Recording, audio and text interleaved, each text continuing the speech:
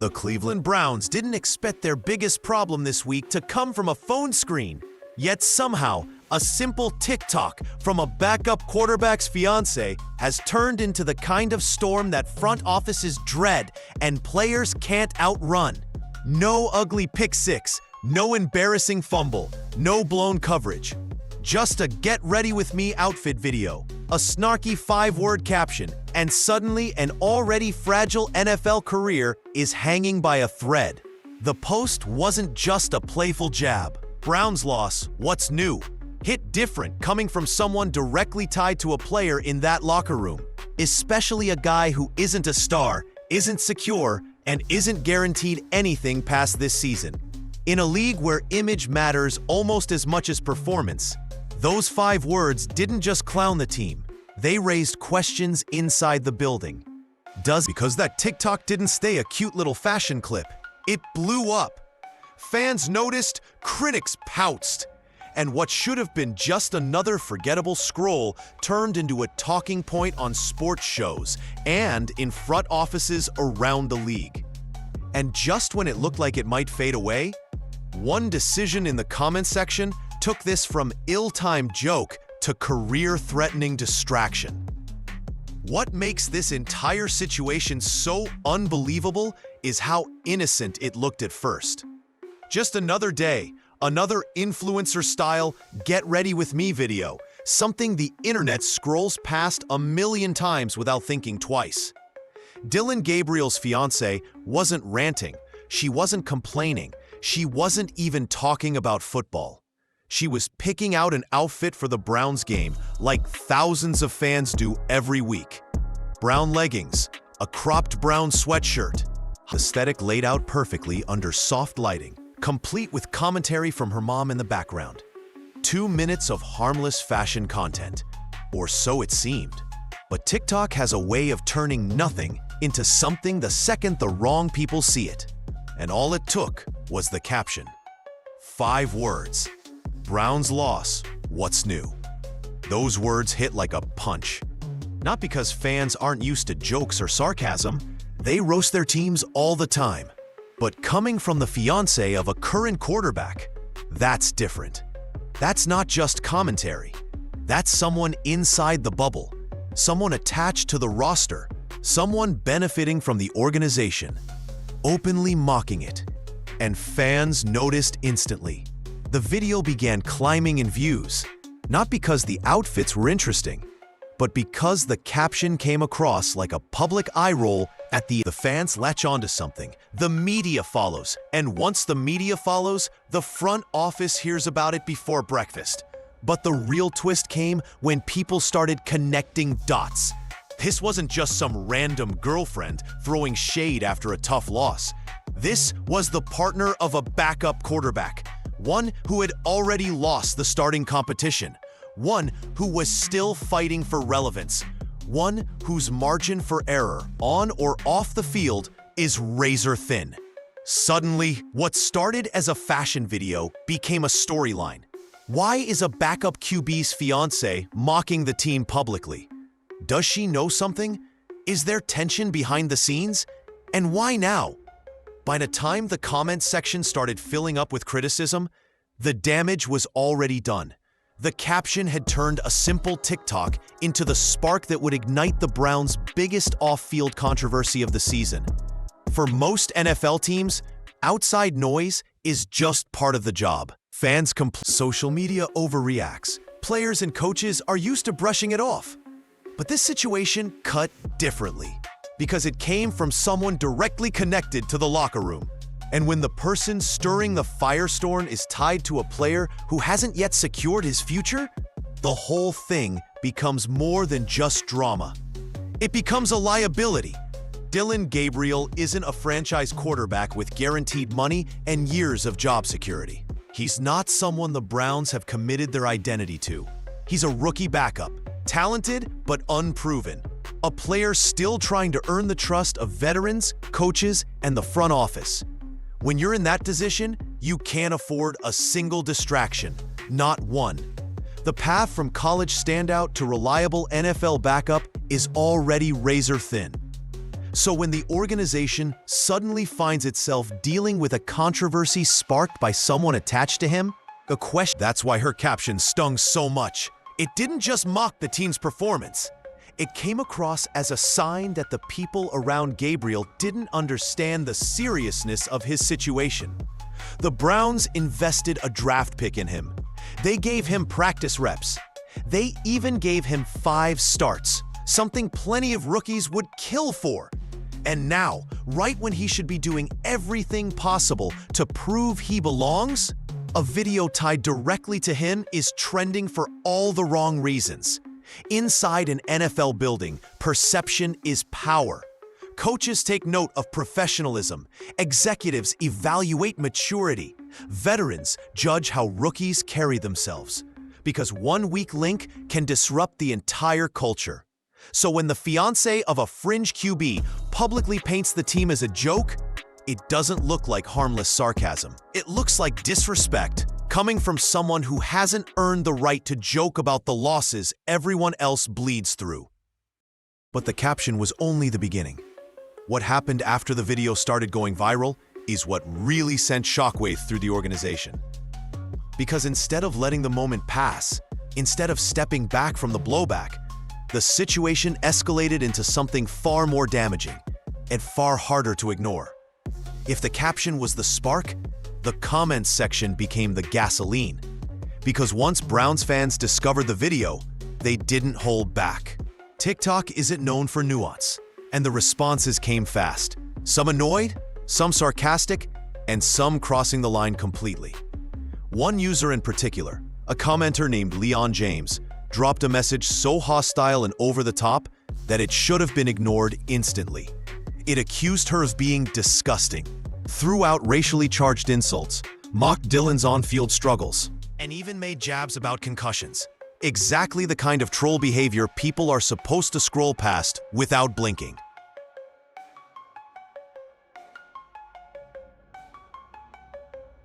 Anyone familiar with social media knows the rule. You never ever feed the trolls, especially when you're connected to a professional athlete, especially when the spotlight is already on you.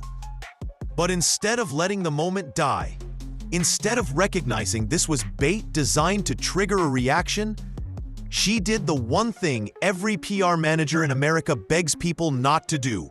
She fired back. And her response wasn't vague or diplomatic. It was bold, pointed, and filled with claims she had no business making publicly. She insisted that everyone in the building wanted Dillon to play. She implied his lack of playing time wasn't performance-based, but something else entirely. She dismissed critics by saying they'd never played or coached in the NFL. In her mind, she was defending her fiancé. To the Browns? To the media? To Dillon's teammates? It sounded like she was speaking for the organization. And worse, contradicting the coaching staff's decision. Suddenly, this wasn't a silly TikTok. It was a narrative, a storyline, a controversy. Because her comment created several dangerous interpretations at once. It suggested players and coaches disagreed internally. It hinted at favoritism or mishandled evaluations. It portrayed Dillon as someone with outside influences speaking on his behalf. And in the NFL, perception spreads faster than truth. Within hours, screenshots circulated. Fans debated whether her words reflected private locker room conversations. Analysts began asking whether there was tension behind the scenes. What might have stayed a small, forgettable moment became a full-blown viral storyline, one that the Browns could absolutely not ignore. But the most damaging part wasn't what the public thought. It was how the people inside the building interpreted her words, and how quickly trust began to crack. Inside an NFL locker room, the smallest comments can echo louder than anything said on the field. Players notice everything: body language, tone, who carries themselves like a pro, and who brings unnecessary noise. So when Dillon Gabriel's fiancé's comments started circulating, it didn't take long for teammates to see them. And once they did, the reaction wasn't laughter, confusion, or sympathy. It was irritation, quiet, uncomfortable irritation, the kind that spreads faster than any headline. NFL veterans, especially, have no patience for off-field distractions coming from people who don't wear pads or step on the field. They've spent years protecting team chemistry, sacrificing egos, and grinding through brutal seasons. When someone outside that grind publicly claims that everyone in the building wants a specific player to start, that's not a harmless comment. That's someone trying to speak for the room, without earning the right to speak for anyone. And players weren't blind to the implications. If everyone supposedly wanted Dillon to play, then what did that say about Shedeur Sanders, the current starter? What did it say about the coaches who made that decision? What did it say about the competition Dillon lost? Her comment unintentionally painted a picture of divided opinions inside the team. A picture players knew wasn't accurate, but one they now had to deal with anyway. For Dillon, the situation created an even heavier burden. Instead of building credibility as a rookie, showing humility, professionalism, and hunger, he suddenly had to manage the fallout of someone else's words. Teammates might not blame him outright, but the awkwardness is unavoidable. Every rookie depends on quiet trust, on showing they're locked in, focused, and respectful. One viral controversy can shatter that before it even forms. And then there's the coaches. They don't just evaluate talent, they evaluate maturity. They look for players who help stabilize a locker room, not stir confusion around it. So while Dillon wasn't Dillon, one typing the comments, he's the one who now looks like his personal life could spill into his professional responsibilities. That's the last reputation a fringe quarterback wants. Behind the scenes, the Browns' leadership reportedly grew frustrated, not because of the post itself, but because of the ripple effect it created.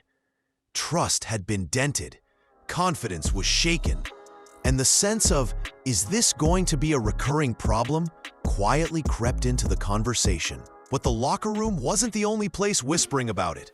The front office had their own concerns, and those came with far bigger consequences. Front offices don't panic over a single social media post. They don't cut players because of one bad caption or one emotional reply. But what they do pay attention to is patterns, signals that a player or the people around him might bring the kind of baggage that costs teams time, energy,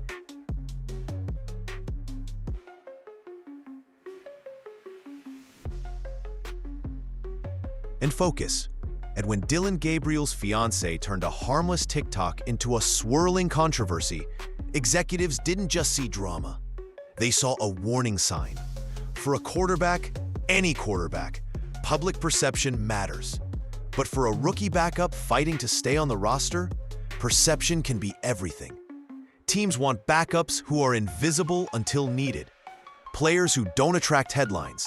Players who keep a low profile, show up early, stay late, and fit in without stirring the water. When a backup becomes the center of conversation for reasons completely unrelated to football, front offices take notice. And not in a good way. The Browns weren't just staring at a social media blunder. They were staring at a potential long-term problem. The fiancé's comment implied disagreement within the building, questioned coaching decisions, and made it seem like Gabriel held back. Even if none of that was true, the optics alone were enough to spark concern. Front offices hate distractions, but they absolutely despise distractions that hint at internal fractures. And this couldn't have come at a worse time for Dillon. His rookie season is the period where he's supposed to be proving two things. He can play. He's a professional. The first part is hard enough. The second part requires staying far away from situations exactly like this one. So instead of talking about his potential, instead of discussing his development, instead of evaluating how he might fit into future plans, the Browns were suddenly dealing with headlines about his fiancée taking shots at the team and arguing with fans. That's not the conversation a young quarterback wants happening behind closed doors. Even beyond Cleveland, this has consequences. Other teams pay attention. Scouts take notes.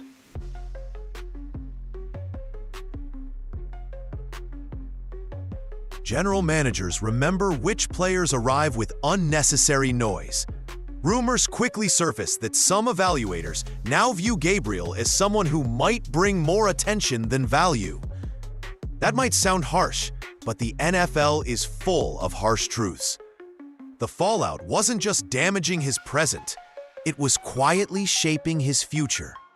And the comparison everyone kept making only made things look worse. In moments like this, context is everything. And the context that made Dillon Gabriel's situation even more uncomfortable was the quarterback standing right in front of him on the depth chart. Shedeur Sanders, the son of Deion Sanders, a player with more spotlight on him than most rookies will ever experience. A player whose every move, on the field, off the field, online, or in interviews, is watched, dissected, and analyzed by millions. Yet despite all that, passive-aggressive captions, no public shots at the Browns when something doesn't go his way. For a family known for charisma, confidence, and showmanship, their silence has been their strongest statement. Shedeur has been doing everything NFL organizations want from a young quarterback, staying focused, staying poised, and letting his performance, not his social media circle, do the talking. That contrast didn't go unnoticed. While Dillon's storyline became about TikTok drama and comment section debates, Shedeur's narrative stayed centered on football, his improvement, his preparation, his leadership, and his ability to seize the moment when his number was called. That professionalism made the Browns' internal discussions even simpler. One rookie QB brought stability, the other brought questions. And in a league obsessed with reliability, that gap can be the difference between climbing the ladder or quietly sliding out of the picture. Behind closed doors, coaches reportedly appreciated how Shedeur handled the pressure. Teammates respected the way he carried himself. Even fans, who can be brutally unforgiving, rallied behind his work ethic and composure. And when you compare that to the sudden swirl of off-field noise attached to Dillon, the optics hit even harder. It wasn't about talent. It wasn't about who had the better arm or stronger preseason numbers. It was about everything the NFL values beyond physical ability: maturity, awareness, discipline, and the ability to avoid becoming the story for the wrong reasons. And to be fair, none of this started because Dillon himself did anything unprofessional. He didn't post the caption. He didn't fire back at fans. He didn't claim teammates wanted him to start. But perception isn't always about who pressed the button. It's about who gets tied to the NFL doesn't slow down for anyone. Not for rookies finding their footing, not for veterans trying to bounce back, and definitely not for players caught in off-field drama. It's a league built on constant evaluation, rapid decision-making, and ruthless efficiency. And the uncomfortable truth is this: if a team senses even a hint that a player might bring more complications than contributions, they don't wait to see how the story ends. They move on. Fast. For Dillon Gabriel, the timing of all this couldn't be worse. This season isn't just another chapter. It's his audition. Most rookie quarterbacks who don't make a strong early impression don't get a backups trying to survive in a league where the average career barely lasts 3 years. So when front offices see a quarterback dealing with unnecessary outside noise, the math becomes brutally simple. Why invest time in someone who might carry drama into the building when there are dozens of quiet, disciplined prospects waiting for an opportunity? The league isn't just evaluating Dillon the passer. They're evaluating Dillon the professional, Dillon the teammate, Dillon the long-term fit. Rumors quietly started spreading that some executives around the league viewed this incident as a glimpse into potential off-field issues. Not because Dillon himself did anything wrong, but because his inner circle didn't seem to understand the pressure cooker he lives in. In the NFL, your family's actions reflect on you. Their posts become part of your story. Their arguments become your reputation. It's unfair, and within the Browns building, the fallout only added to the pressure. Coaches began wondering how Dillon would handle adversity moving forward. Teammates questioned whether he'd bring more noise if frustrations piled up. The front office, already leaning toward the QB who showed control and composure, now had another reason to push Gabriel further down the depth chart. Because the NFL doesn't wait for apologies. It doesn't wait for explanations. It sees chaos, labels it a liability, and finds someone quieter to take your spot. But the most painful part of this whole situation? The fact that none of it had to happen. What makes this entire meltdown so frustrating, both for the Browns and for Dillon Gabriel, is how completely avoidable it was. Nothing about this controversy came from the field. It didn't come from a bad throw, a misread, or a rough quarter. It came from a moment that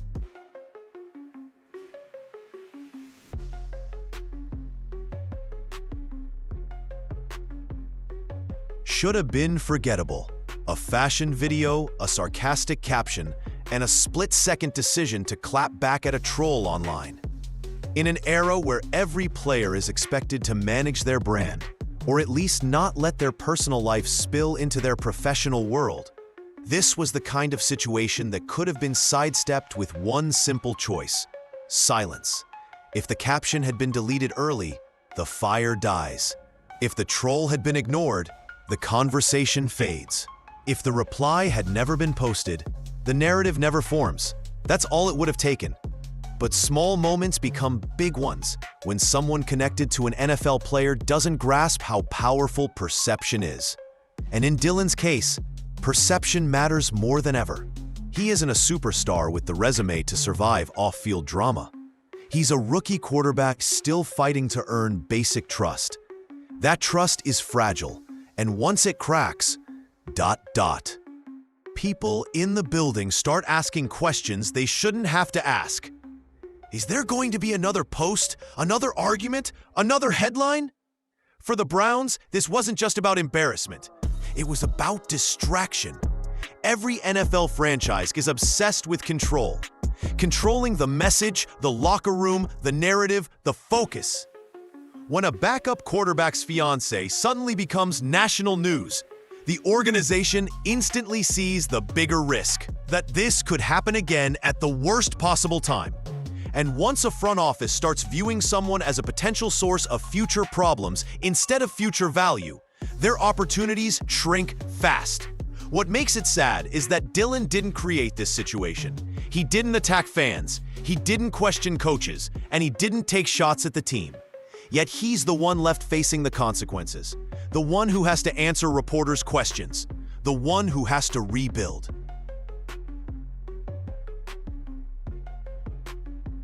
Trust in the locker room.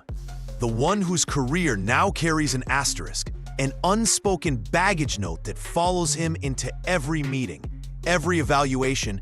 His fiancé's words may have been sarcastic, emotional, or simply careless, but in the NFL, intent doesn't matter. Impact does. Those 5 words painted the Browns as a punchline. Her reply to a troll painted the locker room as divided. And every headline that followed painted Dillon as someone who brings complications instead of clarity. For a rookie trying to earn trust, that's a brutal setback. Inside the organization, the frustration wasn't personal, it was practical. Coaches want stability. Veterans want focus. Front offices want players who make life easier, not harder. And now, instead of discussing his improvement or potential, the conversation around Dillon is about TikTok, tone, and tension. That's not the kind of reputation teams invest in. Yet buried under all the noise, there's a reality fans sometimes forget. This wasn't malicious. This wasn't a scandal. It was a mistake, a preventable one, but still just a mistake. Dillon's career isn't over, not yet. The league has seen players recover from far worse, but the path forward is steeper now. He'll have to prove he's more focused, more stable, and more valuable than the storyline suggests. He'll have to show that the noise won't define him and won't return.